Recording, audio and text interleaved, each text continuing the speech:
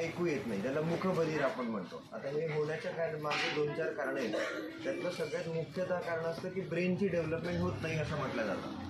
पण काही कंडिशन्समध्ये पेशंट किंवा लहान जे बाळ असतं त्याला ऐकू येत नाही. तर अशामध्ये काय राहतं की आता जसं मी तुम्हाला एक ॲपल जर म्हटलं, हा शब्द मी म्हटलेला आहे, मी तुम्हाला काही दाखवलेलं नाही आहे, पण ह्या एका शब्दामध्ये जेव्हा तुम्ही सगळ्यांनी ॲपल हे बघितलं आहे तर एक पिक्चर आपल्या डोक्यामध्ये तयार होतं. ठीक आहे. तर अशा पेशंट्समध्ये ज्या लहान बाळांना कधी एक शब्दसुद्धा ऐकू पण गेलेला नाही आहे तर ते बोलण्याचा प्रयत्न करत नाही. जसं आपण सगळे मोठे आहोत, आपण आपल्या लहान बाळांना शिकवतो किंवा बोलण्याचा प्रयत्न करतो, तो आपल्याला बघतो सुद्धा, ज्याला ऑडिओ व्हिज्युअल म्हणतात. ऑडिओ म्हणजे ऐकू आल्यानंतर त्याला कॉपी करण्याची क्षमता. तर आता तुम्ही विचार करू शकता, जर पेशंटला ऐकूच येणार नाही तर त्याला स्वतःला बोलण्याची जे उत्साहन मिळतं ते मिळूच शकत नाही. तर हा एक ब्रेनचा ब्लॉक असतो.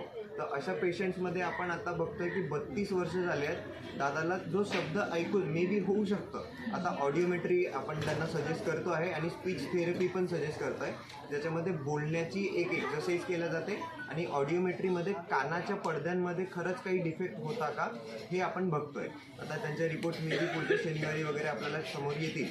तर अशा याच्यामध्ये जर कानावरती शब्द पडतच नाही आहे तर अशा याच्यामध्ये पण आपण त्यांची जी नस जी ओपन केली आहे आता त्यांना ऐकू येत आहे, त्याच्यामुळे त्यांचा हा जो बोलण्याचा प्रयत्न आहे तो सुरू आहे. तुम्ही ते बोलू शकता आमच्यासाठी? आम्ही एक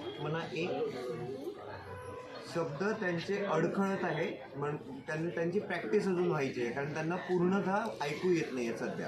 पण आपण जो रिस्पॉन्स देत आहे, कारण आत्तापर्यंत त्यांना ऐकू आणि बोलता हे काहीच येत नव्हतं, पण आज त्यांना लहान मुलांना जसं आपण बघतो की इकडनं हे केलं की लहान बाळ इकडे लक्ष देतं, त्यातला हा प्रकार आहे.